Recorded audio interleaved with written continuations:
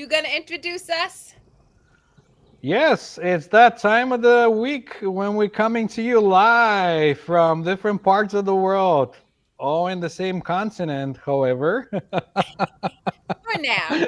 For now. for now. I'm Yanko, and this is my co host, Kerri.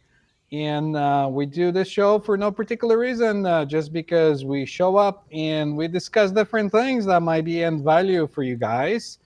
And we're looking forward to interact with anybody that likes to quiz us, ask us questions. Otherwise, we just, talk about different things and the lens of love and how you can see the life in a different lens. I love that. So, Yanko, I'm curious, I know, but for anybody watching, what gives you the ability to speak about these topics? What do you do? I am a hypnotist. I do hypnosis. I help people get in the habit of getting out of loops or anything that they're feeling stuck to, or they're looking to explore spirituality or get to know themselves on a deeper level that's more meaningful, that gives them more of a sense of like knowing of themselves, their value of their worth in anything else that they're looking for. Because most people, they're not aware that they don't need anything outside of themselves to feel complete. Mm, And they keep searching the world for something, for the next thing that'll just make them happy.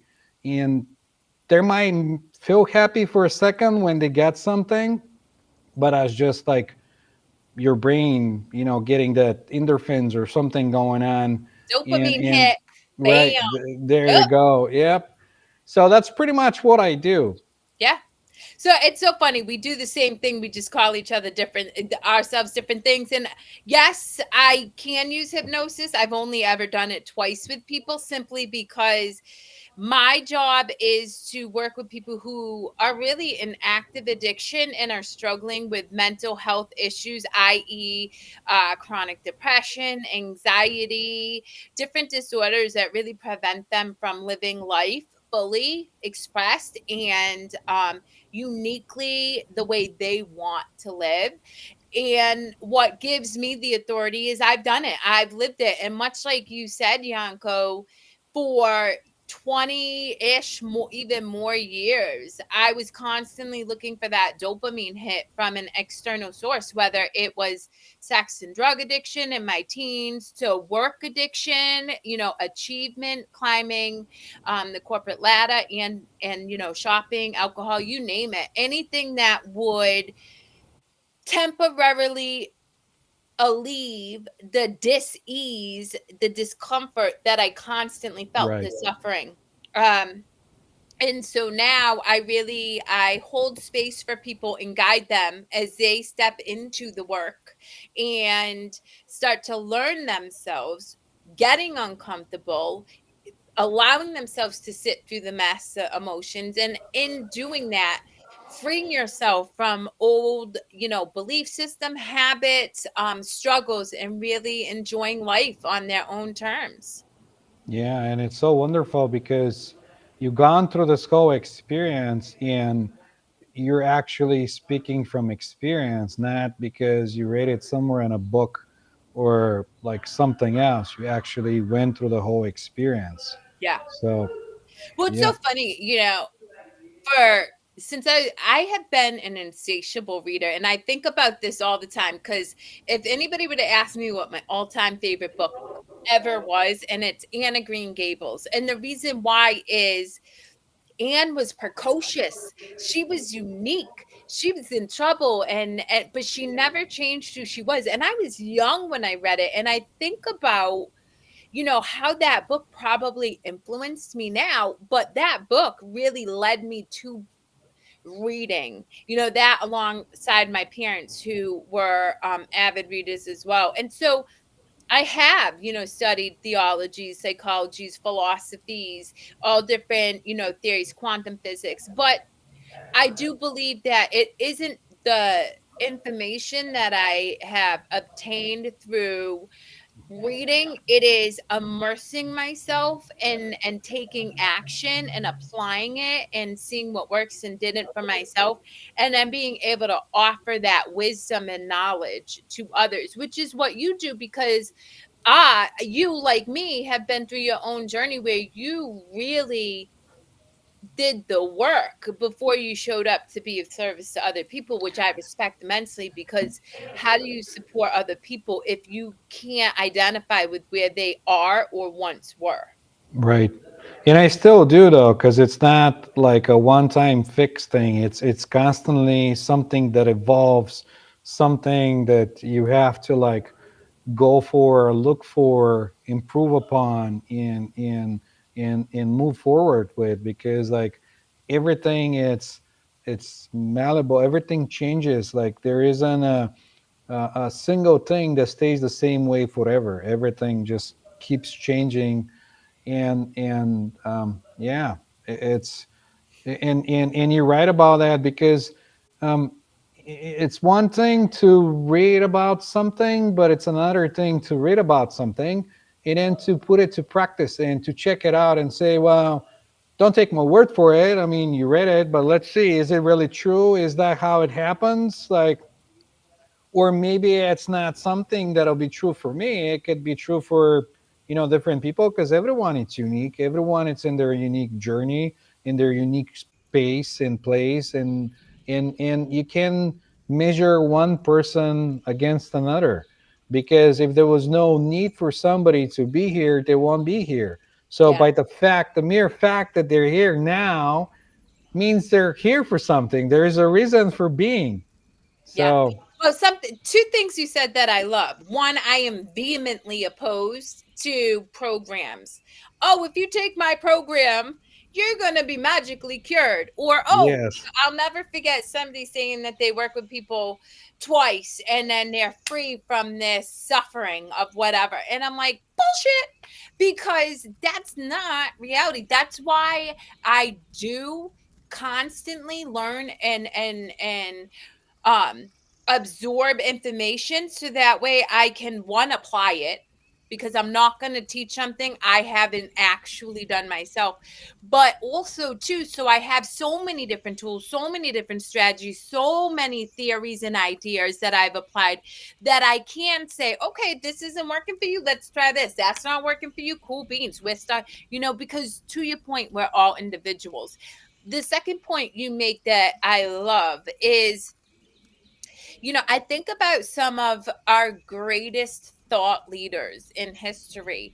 I truly believe everybody, particularly in politics, I mean, not everybody, but for the most part, gets into politics or spirituality, teaching, whatever the case is, from a very altruistic place, right? They gain benefit, they got value, and now they want to add value. However, what I do see often is, if they're not continuously doing the work, there is the not propensity, because not everybody does it, but there is that opportunity to then become an egomaniac, or, like, you know what I mean, because now you've been in a position of power, now you've achieved whatever it is, now you stop doing the work, and that becomes problematic, because you put yourself in a position of power, so to speak, whatever that is, whether Right. it's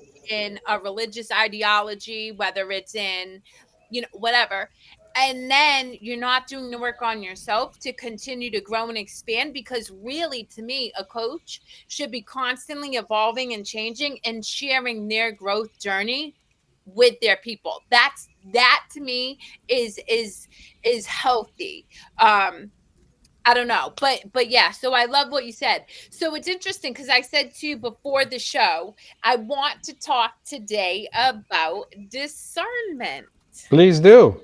So I'm curious, discernment. What is that word cultivate for you? And if not discernment, but like intuitive knowing could be Right. another way of saying it. Yeah, a lot of times I'll have that knowing, and I think everybody does. They're just not aware of it because they're not like applying it on a daily basis. But I can give you an example of, like, you might just be on public transportation or just be out and about, and you look at somebody and you just don't feel like right about this person. You don't know anything about him. You can't judge him or anything. This is the very first time you're seeing this person, and yet you're not quite feeling like you're feeling at ease. Like maybe there's something going on. Like you don't know, and that's the sign where you combine that with your logical thinking, Hmm. because a lot of the times logic overrides those, and you're not like really discerning from the heart. You're more in your head, thinking from past experiences, and you think, maybe it's nothing, you know. But that's how I can explain it. Yeah. Well, it's so interesting. You're right. Everybody has the ability to discern. It's their energy source, their spirit, however you want to call it, whether you believe in God, or if Right. you just know that we're energy, it is that energy that will be able to discern for you, and it is heart centered rather than thinking. So it is if you know it before your logic ever kicks in. But to your point, most people override discerning feelings and knowing, so to speak, with their logic, and then don't listen to it. And as a result, inevitably, they eat it, right? They end up regretting whatever it is. Whether it's, you, to your point, you walk by somebody and you just get a feeling that feels icky, and you're like, oh no, I don't want to judge them, I'm not that person, da, da, da, da, and then they rob you. Or, which sounds crazy, but that's true, like, and it's funny, I think of the movie, oh, Lovely Bones, right? And the girl knows, like, she knows something's funky, but she doesn't listen. And then the whole movie's about her getting killed. But that's the truth. Like, we know. And so I wanted to share this with the audience today because you can absolutely cultivate that knowing by starting to listen to those small, they're Yep. silent nudges. Right. It's like unknown. So I'm curious for you, have you always kind of leaned into that knowing, or was it something you had to cultivate as you were older and became more aware? I I mean, I wasn't aware until later on in life, maybe when I was getting close to be 40. And I always had it with me, but I wasn't aware of it. Like, 'cause sometimes I'll get those feelings. I'll get something going on, I'll have the feeling, but then I'll think like, I don't know why I'm having this feeling. Um, and now it's more of a work when I'm working towards developing it instead of overriding it with logic and actually having the tool but never using it. And now I'm like, yeah, that could be like really great tool to put to work and enhance my day-to-day operation with. Yeah. So I didn't like. That's what I'm saying. Like everyone has it, and they're just not aware of it. But then you can go to the extreme, which I do sometimes, where I'll have like a gut feeling that something goes on, but then I go and I say, well, let me see where this goes, because I'm Mhm. curious. There is curiosity going, because like it could be this, it could be that, but I have this like desire to find out what it Yeah. could be. You know what I Yep. mean? So yeah. So I shared with you, and I'm going to share with the audience because I think it's important to really give context as to why I'm bringing up discernment today. And I know that Yanko agrees with me that it's a really important part of your being that you want to cultivate. There's so many examples in my life, but the one I shared with Yanko earlier was, I didn't finish high school and I was asked to help open a company. And for somebody who didn't finish high school and had been hustling and grinding, that was like my dream job. And I did. I got to help open this highly successful company. and was incredibly proud of the work that I did to create the culture in the community. So it was my baby essentially. And then when a new boss came in and asked me to change the way in which I led my team, I immediately discerned. Like I didn't let my thinking mind come into play. My gut told me this is no longer a good fit for you. And so I quit on the spot. Now, why do I highlight this for the audience? Because the reality is, guys, if I had stopped to think about it, right? I'm making incredible money. I'm in an industry that is in like super lucrative. I could have gone anywhere. I built this company. I had employees that reported to me. I had relationships. I had all of these perceived responsibilities. And if I let logic dictate my decision, I would not have made the choice that I made because I would have convinced myself that I was in a position where I couldn't leave. However, my heart told me, and I truly to this day I know unequivocally it was the right decision. But my heart told me, do not stay. This is not in the best interest of where you're meant to be. You've grown, you're expanding, and this is your opportunity to move on and do different things. And so that is the I don't even know the meat of what Yanko and I want to convey to you guys is discerning means listening to your heart when logic wants to tell you, don't you dare. It doesn't make sense to do that. Um, and so up, well, I got a phone call. But anyway, so that's like my experience in discerning. And I have to tell you, I because I've cultivated that so well, Hmm. I can easily make decisions without regret that most people would look at and be like, that makes absolutely no sense Right. to me. Yep. Yep. Yeah. And I want to give something to our audience if they're not really quite sure. They can always like check with themselves, and I like to do that with myself, where you can, if you're unsure, you can like close your eyes and kind of check where you feel like you're in the body. If you feel like you're up here, you're in the head. If you feel like you're like right here, you're in your heart. So that kind of gives you a perspective or something that you can kind of check in the moment where you feel like. And not to say that logic doesn't serve a purpose in you should always like disregard what you're thinking logically and just go with your gut feeling. There's benefits of logical thinking, um, because that's why we have both, and you have to find the It needs balance in to be between. in tandem, Yeah. though. I think so. If I mean, now we'll get a little deeper. I really wanted to simplify it because people who haven't really uh experienced being awoke or like conscious, or I guess the best way is for people who are just operating based on what it is they do every day. They don't really do a lot of considering around why they show up to their 9 to 5, why they're in a marriage that every day you guys come home, you eat dinner, and then you go your separate ways and don't connect. Why, right? For those people, you all have that discerning ability too. And it does come up because, I mean, you used a perfect example. You know what? The best way to describe discerning is this: when you're with your spouse or your kid or with a friend or whatever, and something's wrong, and you say, "Hey, honey, what's wrong?" And they're like, "Nothing." But Right. because you wouldn't ask the question. Right. That's discernment. And what happens is the partner's like, "Nothing." And then we're like, "Oh, okay, it's me. I'm crazy." And da da da, right? I know I spent many years like, "Oh my God, I'm just cuckoo and a nucleus," knowing full well that something was really wrong.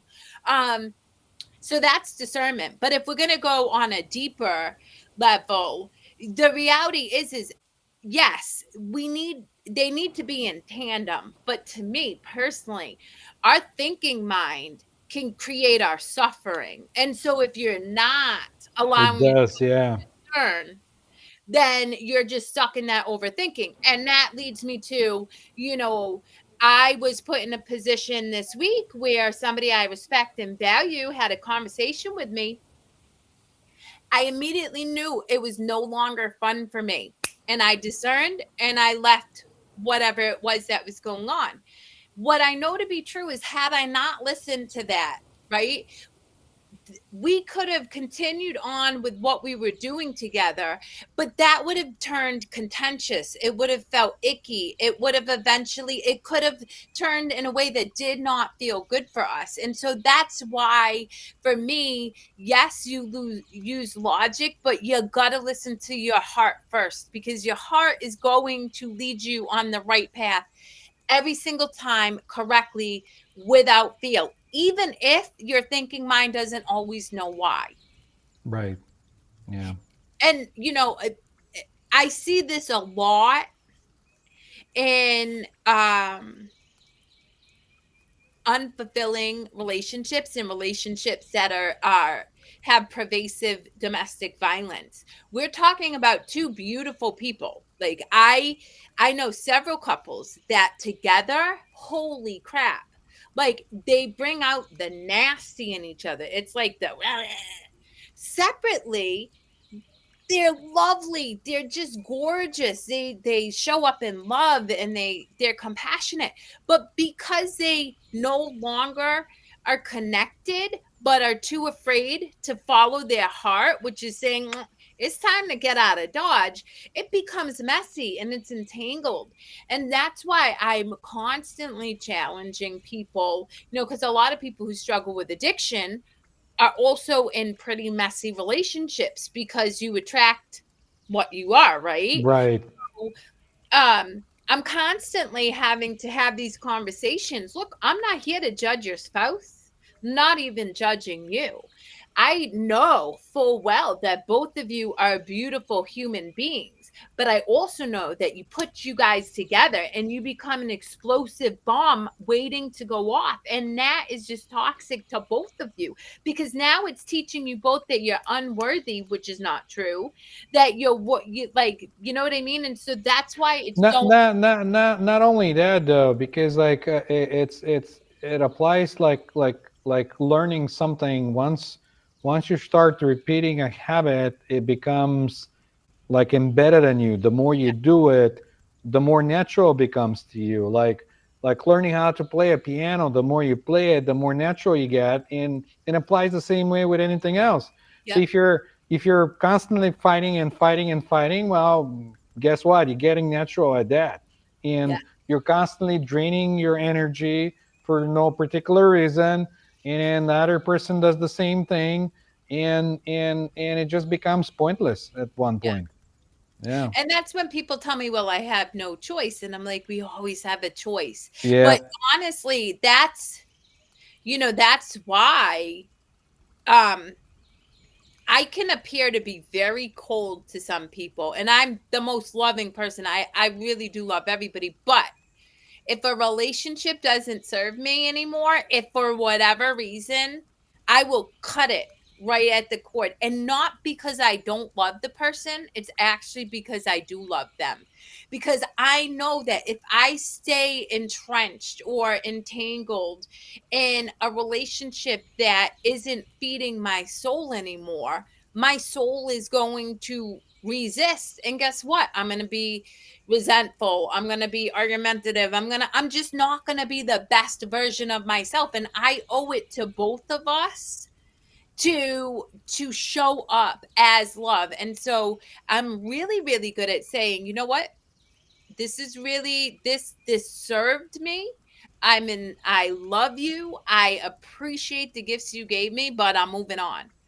And not a lot of people have that tool, and so it does come off heartless. But I also know from my experience and having studied energy and understanding karma, I don't want to engage in karma that I don't need to. You know what I mean?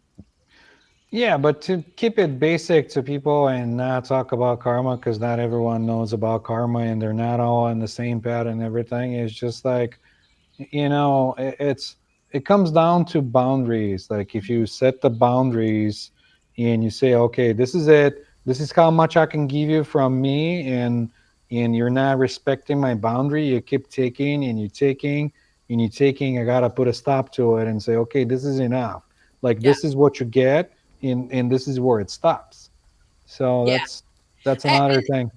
I love that you broke it down that way. But even, I would even say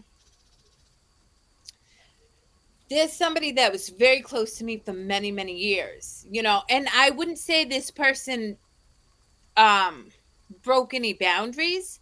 We just outgrew each other. You know what I mean? I was on one path and they were on Yeah, another. And so I didn't feel like I just felt like there was no connection anymore. So it wasn't necessarily that I felt like they crossed any boundaries. It just didn't serve me to stay in that relationship right, anymore. And that can feel really hard because that feels like rejection, right? But it's not about rejection. It's just knowing what it is that you need. And, right. I'm going to be real. On my first date with Nana, and I mean, that's my baby. Like, he's my ride or die. If anybody doesn't follow me, you would know in a second. But my first date almost 4 years ago, I looked at him and I said, "If you're not growing, I'll leave you pretty quickly." And it doesn't mean that he has to grow the same way. I don't care where he's growing, what he's growing Right. into. But if you're not expanding, if you're not trying new things, if you're not stepping out of, um, Comfort zone. Yeah. yeah, then I will inevitably outgrow you. Not Right. because I don't love you, but because I'm constantly growing and I'm constantly shedding, and I'm not the same person I was when we first started dating. So there would just be this continued disconnect. Fortunately, he's just like me, so he's constantly doing new things. But that's important to me. Yeah, that's a good point though, because sometimes you outgrow relationships, and so not only like intimate relationship, but you could be with friends or anybody. Like they're, you were in the right time together for one purpose and another. You learn what you needed from that relationship, and now there isn't anything else. Like you keep looking to expand, but that relationship cannot provide that for you anymore. So Yeah. that's a very valid point that you're making there. Well, it's interesting because coming from my background and my experience, I outgrew a lot of my family. And a lot of people would be like, whoa, like, but the reality is again, I love them. Don't get me wrong. I love my family immensely. That we went, through life together as my youth, but I'm continuing to grow and evolve. And there's just such a vast divide between the way I see the world and the way some of my family sees the world, that there's no understanding of each other. Do you know what I mean? In fact, one of my Right, siblings I make super nervous every time I'm in the room with that person. And you just feel it. And it's not for any other reason than we're just our thinking is so different that it's just, you know what I mean? It's right, uncomfortable for that right. person. Yeah, yeah, yeah. That'll happen, and that's like sign of like outgrowing that relationship. Yeah. When it happens, it happens. But with me, it's more of a like enjoying the moment almost. Like I'm not putting it more towards like judgment or anything, and just kind of being in the situation and seeing how it unfolds. Kind of like watching a movie, not saying, "Well, this could get really bad or this could get really good in a little bit." It's just kind of like curiosity, where it's like, okay, let's see where this goes. Like let genuinely see where this goes. We can end up arguing about something, or we can end up not arguing about something. We can end up having a great conversation, or we can just kind of like sit quietly and just nod our heads and be like, yep, and that's more than good enough. You know what I mean? Well, it's interesting because you and me have had this conversation offline, and I think, from my perspective, I love to enjoy the moment. Like mean like I love it. But if I'm in a space where I know somebody's uncomfortable, I want out. I don't want to come from a place of curiosity. One, I already know where it comes from, so I don't need to go there. But more than that, you know, the in my lifetime, I've experienced enough discomfort in that type of experience. I just don't feel the need to do it now. Do I feel experience discomfort as I grow and expand? For sure.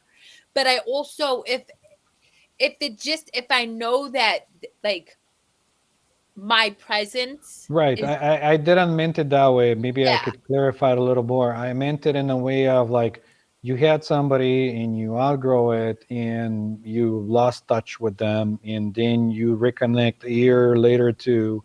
And it's more of a like not like writing that person off and saying, all right, I know I'm going to be uncomfortable in this situation. I yeah, know what I'm going to expect. I'm not saying like if you're uncomfortable, like immediate danger or something's going on. I'm not saying, well, go ahead and see where this goes because you already know. But I'm just saying, like, because I had that kind of situations where I felt like we lost touch with somebody and everything, and everything changes. Like everything, it's malleable. So I don't want to like write somebody off and say, well, we didn't really had a good experience, so I don't want to try this again. yeah, But maybe they grew up. Maybe something changed, like maybe and that's why I'm like, okay, if I'm in the situation, for one reason or another, it meant to be like there is no um random things that just happen for no particular reason. Like there's always, if you're with somebody that there's something going on there, you know what I mean? You're in the situation either to learn something or to be learned from or something else or just, yeah. yeah, that's what I meant, But really. I, What? I I think that ties in beautifully to our conversation around discerning. Because I, like you, I totally understand that we're constantly changing and evolving, and I never write off somebody and say I'm never going to speak to you again. But a year later, if I run into somebody or somebody reaches out, I'll listen to my heart over my head, and sometimes it'll be to re-engage, sometimes it won't. But, something that I really want to impress upon is, regardless of whatever people's choices and decisions are, it's really important not to feel guilty about whatever choice you make, because guilt is, Yep. it's so powerfully toxic, and it really creates resistance around experiencing all that this world has to offer. Yep. And that's And again, like, think about it for anybody who's listening. And if you have any questions, concerns, comments, or disagree with us, you can disagree with me. I respect yeah, same here. all Come on conversations. on, send us all your comments and Yeah, but what I would say is, when I reconciled that there were certain people I had grown up with that were my siblings that, like, I loved, but I could no longer engage with them on, like, in communication on a regular basis, I really struggled with guilt. I really, because there was that belief that was embedded in me: family first, you stick by family, blood thicker than water. And I would yeah, say, those are all beliefs. yeah, Yeah. And then the exactly. other thing is that some of those people might actually use guilt to take over control and use it to their advantage, because once you figure out how you can manipulate people, some people do that kind of stuff. Well, So I'll give you a really good example. Somebody that is in my immediate family used, well, tried, it did not work recently, you know, was like, I reached out for you support. for support for this situation 20 something years ago, and you didn't show up the way I needed you to, so that deserves decades worth of anger and vitriol. And the thing is, you're never going to feel guilty. And I said to this person, you're right, I never will again.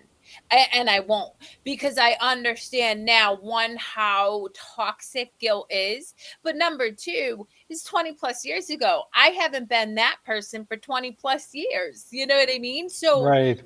So like, and I think it's so important that the audience hears this.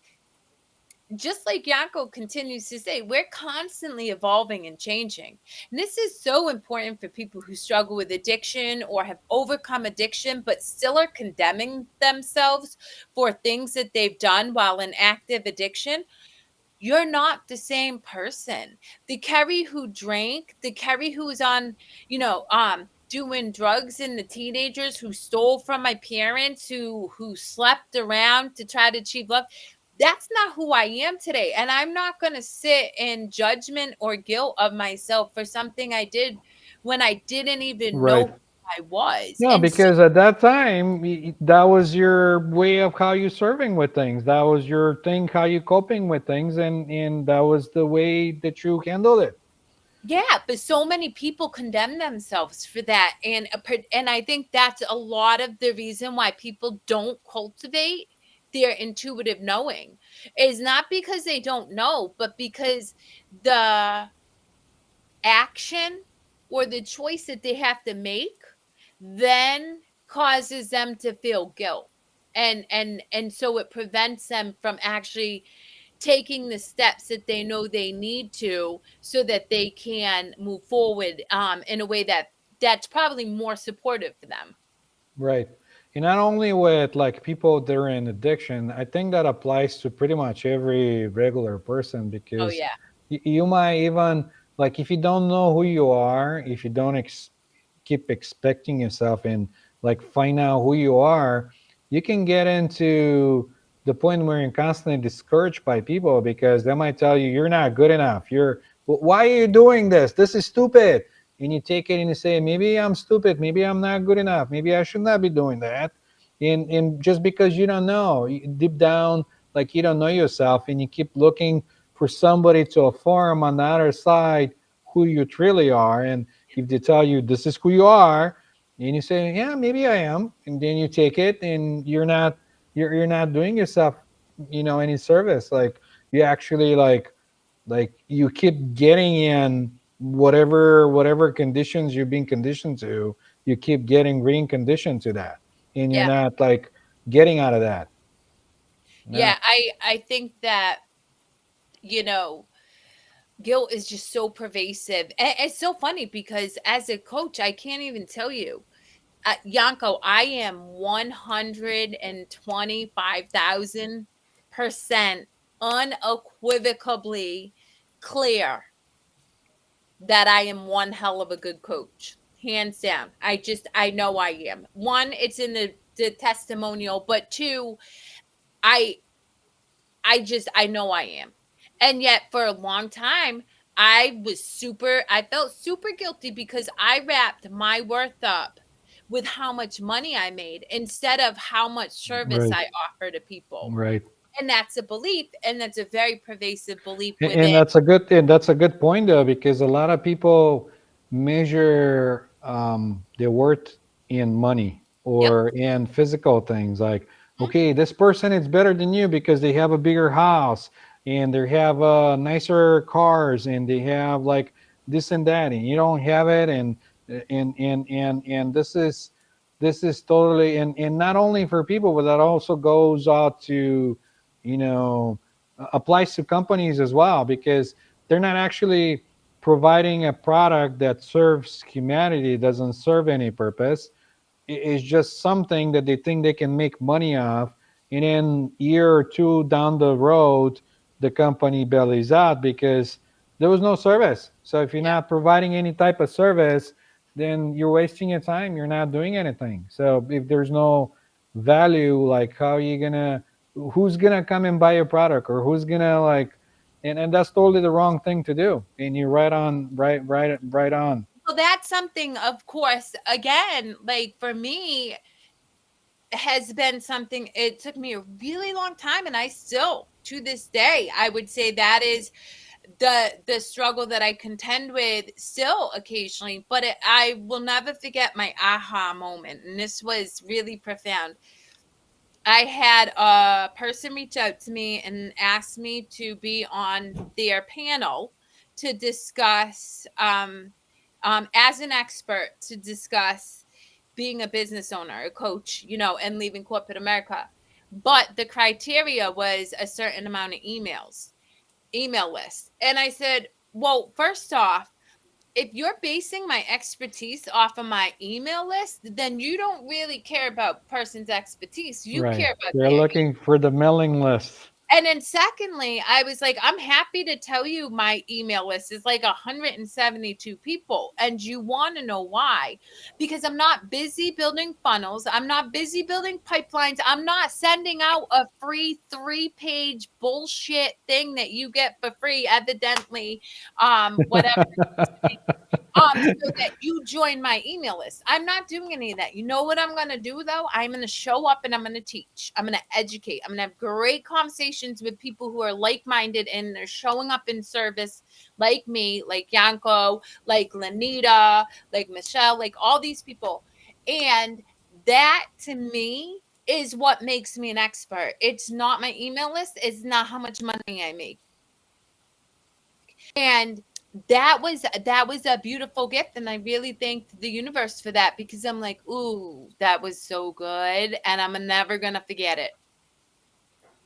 Yeah, you come to get to that kind of like situations with different things, but that comes back to discernment, to like what you were talking about, like something kicked in and you're like, yeah, something fishy going on here.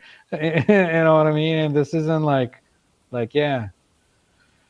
Well, I mean, I Ah, I in the space that I'm in, I mean, in any space, if I compared myself to somebody else, I would have quit a long time ago.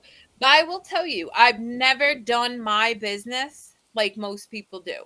I won't build a funnel. I don't have a pipeline. My business plan would be appalling to any business coach ever in the world, because you know what it is? I swear to God, it's to love. It's to extend service and love. That's my business plan. And um I mean, people cringe, but the reality is one, love vibrates at a far higher energetic vibration than fear, which a lot of people operate in. But number two, that's just who we are. People gravitate toward love. And even if I show up in love and never get paid a dollar, if you reach out to me and Yanko, I can say this because I've witnessed it several times myself, for myself and other people I've sent him, and they need help. We're going to help you. I'm not going to say, sorry, make sure the money's in the bank before I help you, because that's just not who I am. I might do something differently because I meet everyone where they are, and some people of my clients might not be ready to do the change. They might just be looking for reinformation that I can help them, because you have that kind of people too, that they say, I tried this, I tried that, I tried this, I'm gonna try hypnosis, but they're not really looking for help. Yeah. They're just looking for reinformation to like, yeah, you see you couldn't do it, so I'm like, sure, I'm not your guy. You know what I mean? So Well, but I like that you said that too, because we're not for everybody. And that's why I have my right. other show, because I don't want to be for everybody. The reality is we're not meant to be for everybody. But I do want to make it so that It's I can accessible. highlight coaches and their unique individual perspectives and stories, so that way somebody in my community who may be like, whoa, Kerri is wicked too much and I don't understand the freaking thing she says, but they see me talk to another person and they're like, wow, that's a person for me. And so I'm okay with that. I don't want to be the person for everybody. Yeah, and I usually don't even like want to talk about how I do business, because like I want to be of service and take this opportunity to be able to bring something to whoever it's watching us. Um, we're not here to really talk about how we do things. Sometimes we'll go off and talk about stuff like that, but we're really here to do some kind of service, to be able to help you out, answer questions. Maybe if you have questions about changing habits in regards to your mental health, or having a difficult conversation with people, Kerri has a great a great community about that, and that's why we're here, to see Yeah. how we can serve you. Like, what can we do for you? How can we answer questions? Maybe connect you with people. Maybe we're not even your people. Sometimes when I meet clients, I tell them that like, I might not be your hypnotist, because there's everyone, it's unique. Like, it's kind of like, the best way I can put it, it's like finding your hairstylist. Once you find it, that's your person. I love Because my hairstylist. yeah, because like, everyone can cut hairs. You got plenty of people that you can go to, but not everyone will do the work you wanted to. So, Yep. you know uh, if people come to me and they say, "Well, what can we do?" This is what we can do, and I might not be your guy, and that's perfectly okay with me. And let's see where this goes, if you like to. So, You know, I think I just love the universe and the way our conversations work out, because I think it ties up nicely and it brings it back full circle, right? How you and I show up for each individual who comes into our experience, either for service or potential service or whatever, we discern. We listen to, and then, again, we're not always going to say, "Oh, I'm the person for you," or, because we're not. And I think that to really show up through love, through the lens of love and service, is being able to say, this probably isn't a good fit for you. I can certainly try to find somebody who is more, aligned with where you're at or whatever. But being able to say that and recognize that and feel confident, and then also empowering other people, potential clients, whatever, to say, hey, this isn't a good fit for me, is important too, because I want people to know that it's okay for them to say, hey, thanks for your time, but no thanks. right. So let's say if somebody's watching this in the replay and they're not quite sure, what advice would you give them? What can you tell somebody that's struggling in this time and they're looking for a way of like changing how they are? What what advice can you give this kind of person that watches our show, that Did it's the in they're situation looking of like, to change who well, they we'll change, like if they're in like a um in struggling with addiction of some kind or something, and in randomly of some kind of there's no randomness, but let's say there's randomness. Somehow they watch this video and they find out, what advice can you give them? What kind of tools can you give them to cope with the beginning, or anything that could be yeah. of service to them? Well, if you're trying to overcome addiction, the reality is you don't, your subconscious doesn't trust you, right? Because if you struggle with addiction, you've lied to yourself over and over again. This is going to be the last sip of coffee I take, and then you take a sip of coffee, right? So you're teaching your subconscious that it can't trust yourself. So you want to start to build that trust within yourself, and there's a really simple way to do that. Drink a glass of water every morning and celebrate yourself. Place a glass of water by your bedside in the morning. The first thing you do, or close to the first thing you do, is drink that water and then celebrate yourself. Why? Well, there's several reasons. One, most people are dehydrated, so you're never going to go wrong drinking a glass of water. Two, it's an easy enough change that as as seemingly simple as it is, it's difficult because you got to remember to get the glass of water and do all the things. But if you can continually do it, it doesn't take a lot of time. And then the most important part of that is to celebrate, because that celebrating yourself piece is going to start to shift the way your subconscious views yourself. And after a week, you're like, holy crap, I drank water for 7 days, Right. after 14 days. And so that, that's a simple way, but the reality is um guilt will keep you stuck in an addictive, depressive anxiety cycle for your whole life if you continue to let yourself sit in guilt and shame. And so when you catch yourself, oh, I'm such a crappy person, I drank a cup of coffee, even though I keep telling myself not to drink the cup of coffee, instead say, why is it I drank this cup of coffee? What happened that caused me to drink this extra cup of coffee? Was it because I'm tired? Maybe I'm hungry. Is it because my mom just called me and berated me? Because when you know what triggered the reason you drank the cup of coffee, now you can come up with a new strategy. Okay, every time my mom calls and says something mean, I'm going to immediately hang up and go for a walk. Or every time I do that, I'm going to immediately hang up and then put on rage music and head banging out, whatever. Because the judgment and the guilt is going to keep you stuck, because you're going to want to numb out feeling guilty.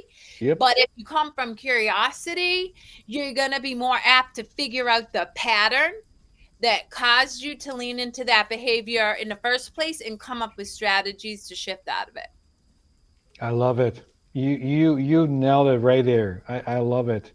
I hope that whoever is watching our show, that could be like a starting point, because I also see that kind of stuff in the work I do.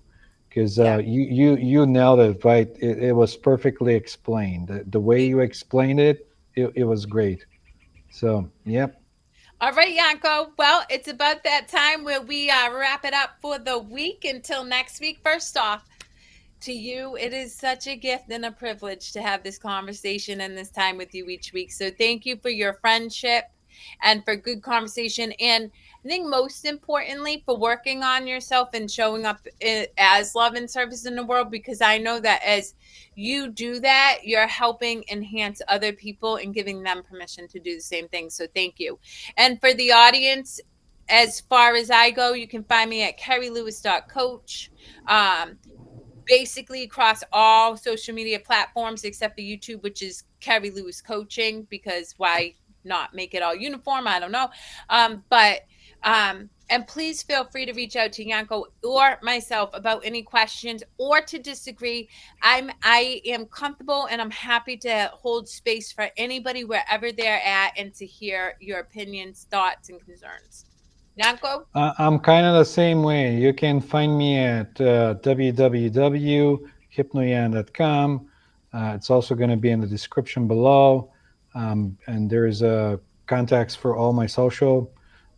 I'll be more than happy to set up a phone call with you, or just talk about anything that bothers you. And I can tell you if I'm the guy for you or not, or if I can actually help in the situation or not. So, and thank you, Kerri, for having a great conversation today. I really enjoyed it. We had such a Likewise. great time. So, yeah. Well, thank Me you too. guys. We'll see you next time. Bye.